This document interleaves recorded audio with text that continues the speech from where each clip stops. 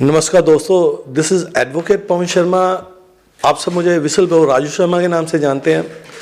दोस्तों, मेरा एक ही मकसद आपको आपके अधिकारों के साथ आपके कर्तव्यों के प्रति जागरूक करना। जैसे कि आप सबको पता है, लुधियाना विसल ब्लोअर टीम ने एक काउ सेस के संबंधित एजिटेशन शुरू की है। उसके संबंध में मैं आपकी मुलाकात लुधियाना की डिफरेंट पर्सनैलिटीज़ के साथ करवा रहा हूँ, जो समाज में अपना कोई ना कोई मुकाम रखते हैं, जहाँ जिन्होंने समाज सेवा के लिए कोई ना कोई ऐसा कार्य किया है जिनसे उनकी अलग पहचान बनी है और उनकी सोच पर लोग ध्यान देते हैं, उनके विचारों पर लोग ध्यान देते हैं। आज जिस पर्सनालिटी के साथ मैं आपकी मुलाकात करवाने जा रहा हूँ वो डिस्ट्रिक्ट बार एसोसिएशन लुधियाना के मशहूर एडवोकेट हरिओम जिंदल जी हैं। सबसे पहले उनका स्वागत करते हैं। जिंदल साहब, आपका स्वागत है। धन्यवाद राजू जी। हाँ जी जिंदल साहब, सबसे पहले मैं आपको बधाई देना चाहूँगा कि आप स्लम एरिया के बच्चों को फ्री में एजुकेट करके इस लायक बना रहे हो कि वो देश की बागडोर संभाल सकें। राजू जी, एक दिन इन बच्चों ने जब 18 साल की उम्र हो जाएगी तो इन्होंने वोटर बनना है। पढ़े लिखे होंगे, समझदार होंगे तो समझदारी से अपने वोट का इस्तेमाल करेंगे और उसी से ही हमारा लोकतंत्र की जो कामयाबी है डिपेंड करती है। तो बच्चों को एजुकेट करना मैं समझता हूँ कि मेरी ड्यूटी भी है देश के नागरिक होने के नाते। और अगर मैं देश के प्रति थोड़ा सा भी संवेदनशील हूँ कि मेरा देश तरक्की करे, तो भी हर नागरिक का शिक्षित होना बहुत ही ज़रूरी है। बहुत अच्छी बात है। हम आपके इस प्रयास को दिल से सलाम करते हैं। अच्छा जिंदल साहब, जैसे कि आपको भी पता है कि लुधियाना से एक एजुटेशन शुरू हुई है काउ सेस की। इसके संबंध में आप भी एडवोकेट हो, मैं भी एडवोकेट हूँ।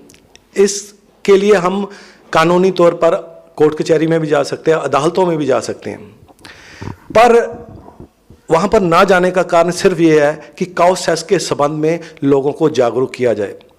मैं आपके विचार काउ सेस के बारे में जानना चाहूँगा। राजू जी, दो बातें हैं।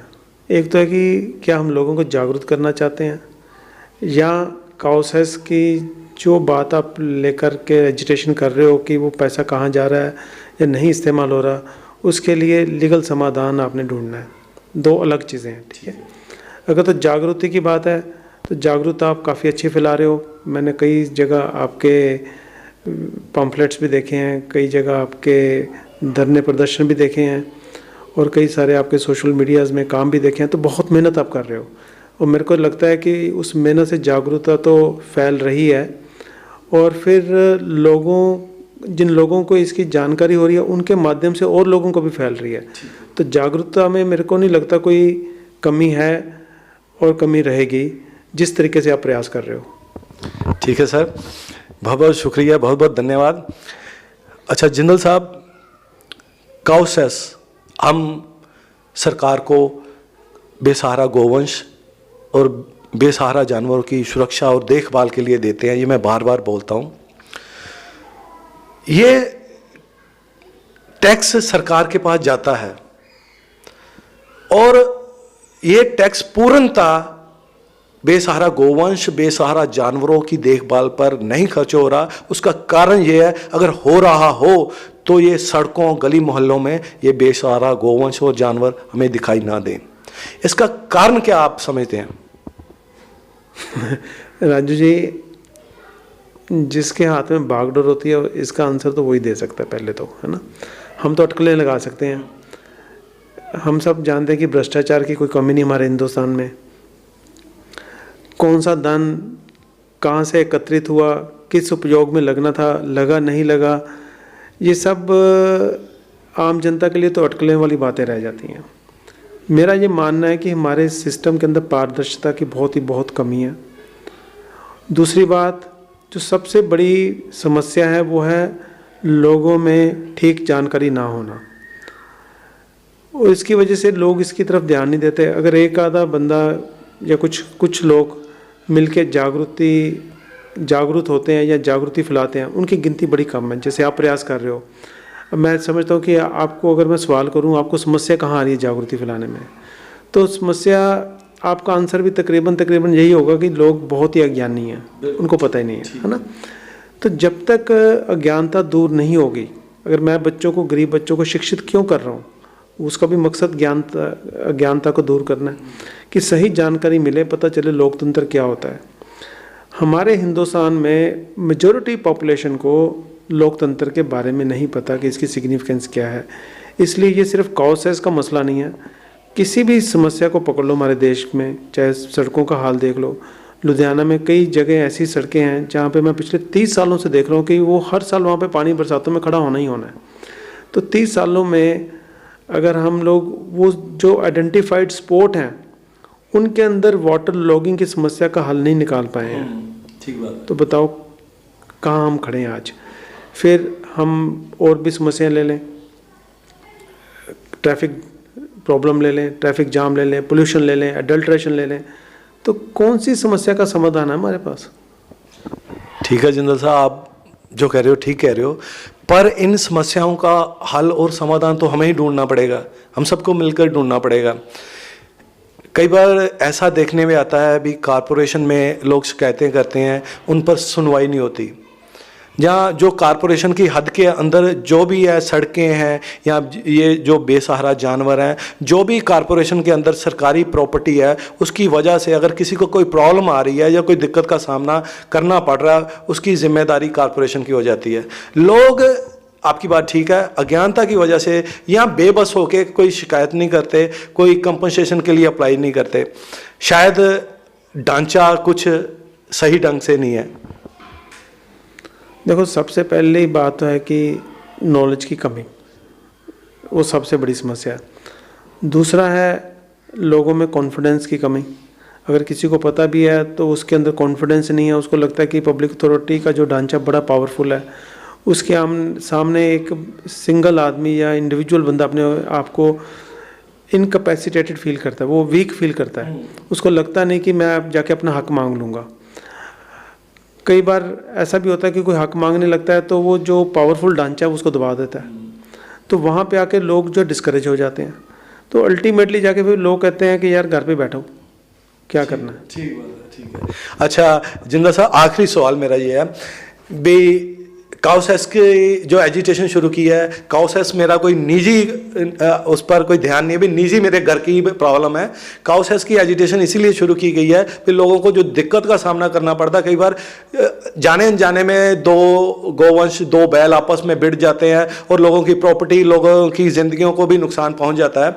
उसकी जिम्मेदार तो चलो कॉरपोरेशन की हद के अंदर जो भी अथॉरिटीज़ है वो होती हैं, ठीक है, लेकिन इतनी देर हो गई काउसेस के बारे में एजिटेशन को लोगों को जागरूक करते करते, तो ये तो जिम्मेदारी प्रशासनिक अधिकारियों की या प्रतिनिधियों की है, वो लोग क्यों नहीं इस पर काम करते हैं? देखो आप राजू जी, एक बात मान के चलो कि लोकतंत्र में किसी भी बंदे की जो पावर है, वोटर की पावर है। वोटर अपनी वोट से पावर देता है। वोटर को एजुकेट करना बहुत ज़रूरी है। वोटर को समझ आना चाहिए कि मेरी वोट का इस्तेमाल जो मैंने किया किसके लिए किया, उसने मेरी वोट को लेके उस वोट का कैसे आगे इस्तेमाल किया, उसने जन की समस्या, जो लोगों की समस्या हल की कि नहीं की। अगर नहीं की तो उसने आगे सोचना है कि उस बंदे को दोबारा वोट डालनी है कि नहीं डालनी, पहली बात। दूसरी बात, हमारा जो, जैसे आपने बताया कि मैं इतनी देर से लगा हुआ हूँ, आपके प्रयास बहुत ही प्रशंसनीय हैं, बहुत ज़्यादा प्रशंसनीय है कि किसी ने तो मुद्दा उठाया और मुद्दा आपने अपने स्वार्थ के लिए नहीं उठाया। और ये बहुत गंभीर समस्या है कि जब सड़क हादसे में फेटल एक्सीडेंट होते हैं, बिकॉज कोई ना कोई एनिमल सड़क पे आ जाता है, और स्पेशली जो काऊ है उसका स्ट्रक्चर भी थोड़ा बड़ा होता है और आजकल इनकी गिनती भी बहुत बढ़ गई है, तो इसके साथ साथ नंबर ऑफ एक्सीडेंट भी बढ़ गए हैं। मैं कुछ पर्सनली भी लोगों को जानता हूं जिनमें डेथ केसेस इन्वॉल्व हैं, जहां पे सडनली कोई ना कोई बफलो या काऊ सड़क पे आ गई और उस स्पीड की गाड़ी हाईवे के ऊपर वो रोक नहीं पाए, एक्सीडेंट हुआ और उस बंदे की फेटल एक्सीडेंट में डेथ हो गई। तो ये डेफिनेटली बहुत ही गंभीर समस्या है, ये कोई कैजुअल मुद्दा नहीं है। एक बंदे की जान चली जानी, उससे ऊपर तो कुछ नहीं है। जिस परिवार के इंसान की जान चली गई उसके लिए समझ लो कि सारा कुछ खत्म हो गया। वो परिवार चलाता है कि गवर्नमेंट कहाँ है, कि ये कोई गवर्नमेंट है भी हमारी कि नहीं। जो गवर्नमेंट, एक एक्सीडेंट हो जाए, चलो एक्सीडेंट हो गया, जब पता चल गया कि इस वजह से एक्सीडेंट हो रहे हैं, उसको रोका भी ना जाए, उसके लिए प्रयास भी ना किए जाएं, उस समस्या का समाधान ना निकाला जाए, ये तो बहुत ही गंभीर समस्या है। ये छोटी समस्या से भी बड़ी समस्या है। काऊ की समस्या अलग, अगर गवर्नमेंट ध्यान ही नहीं दे रही तो मैं तो समझता हूँ कि फिर गवर्नमेंट बनाने का फ़ायदा ही क्या। दोस्तों, काउसेस की समस्या कोई छोटी समस्या नहीं है। इस तरफ अगर ध्यान ना दिया जाएगा तो काफ़ी हद तक ज़्यादा नुकसान होना शुरू हो जाएगा। काउसेस की तरह ही जो अन्य टैक्स हम सरकार को देते हैं, प्रशासन को देते हैं, उनका सही ढंग से इस्तेमाल हो। एडवोकेट हरिओम जिंदल जी के विचारों के अनुसार कि हमें सबसे पहले अपने वोट के अधिकार की महत्वता समझनी होगी। ये नहीं है चुनावों के दौरान हम बिना सोचे समझे अपना वोट डाल दें और बाद में 5 साल तक हम जनप्रतिनिधियों और प्रशासन को रोते धोते रहें। इस संबंध में आज एडवोकेट हरिओम जिंदल जी के साथ आपकी मुलाकात हुई और उनके विचार जानने को मिले। उन्होंने अपना कीमती समय दिया, मैं उनका बहुत बहुत धन्यवाद करता हूँ। बहुत बहुत धन्यवाद sir. Thank you Raju ji. मेरे को पूरी उम्मीद है कि जो ये विचार हैं इससे आपके माध्यम से लोग जागरूक होंगे और आपकी जो मुहिम है उसको और बल मिलेगा और ये मुहिम ज़रूर कामयाब होएगी। मैं आपका बहुत शुक्रगुजार हूँ। धन्यवाद।